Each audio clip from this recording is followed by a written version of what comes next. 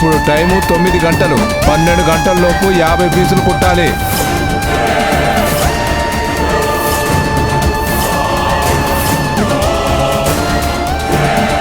ఇది అన్యాయం సార్.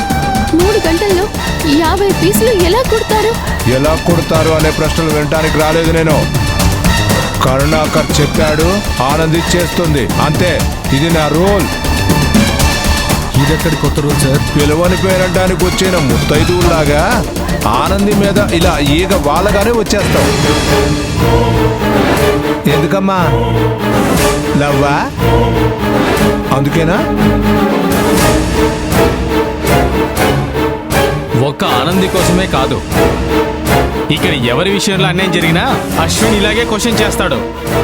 అవునా? ప్రశ్నించేవాడికి పని చేయించే పనితనం కూడా ఉండాలి కదా. ఇవాళ 1200 పీసులు సప్లై చేయాలి. రెడీ చేసి ఇవ్వమని చెప్పు మీ సూపర్వైజర్కు. అంత అర్జెంటుగా ఆర్డర్ ఉన్నట్టు నాకు తెలియదు. చూస్తుంటే ఇది మీరు కావాలని చేస్తున్నట్టుంది. మీరు చెప్పినట్టు ఆనంది చెయ్యదు. అయితే ఈ క్షణం నుంచి నీకు నీ ప్రియురాలకి కంపెనీలో చూడలేదు. మీకు రావాల్సింది ఏమైనా ఉంటే తీసుకుని వెళ్ళిపడే. ఏంటి అందరూ అలా చూస్తున్నారు? 3 గంటల్లో అన్ని పీసులు మీలో ఎవరైనా కుట్టగలరా? ఏంటి సార్ ఇది? అంతా నా ఇష్టం అన్నట్టు ప్రశ్నిస్తున్నారేంటి? మా అందరి దాకా ఎందుకు? మీరు చెప్పిన గడువులోగా కుషక్కని 50 పీసులు కుట్టమని చెప్పండి, చూద్దాం. అదంతా నాకు అనవసరం.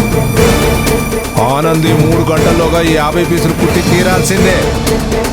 ఇది అంగీకరించిన వాళ్ళు వెళ్ళిపోవచ్చు. మీకు మహేష్ సార్కి మధ్య గొడవ జరిగింది కాబట్టి మీరు కంపెనీలో నుంచి వెళ్ళిపోండి అని చెప్పి ఉంటే వెళ్ళిపోయేవాళ్ళం. ఇలా నాటకాలు ఆడి పంపించాలని చూస్తే మాత్రం వెళ్ళేదే లేదు. మీకు చేతనైంది చేసుకోండి. ఏంటి ఛాలెంజ్ చేస్తున్నావా?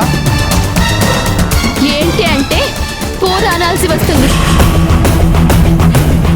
మర్యాదగా మాట్లాడండి. ఇది నువ్వు ఛాలెంజ్ అనుకుంటే ఛాలెంజే. అప్పుడు ఇప్పుడు ఎప్పుడైనా సరే చెయ్యని తప్పుకి ఈ ఆనంది అశ్విన్ ఎప్పుడూ తల వంచరు.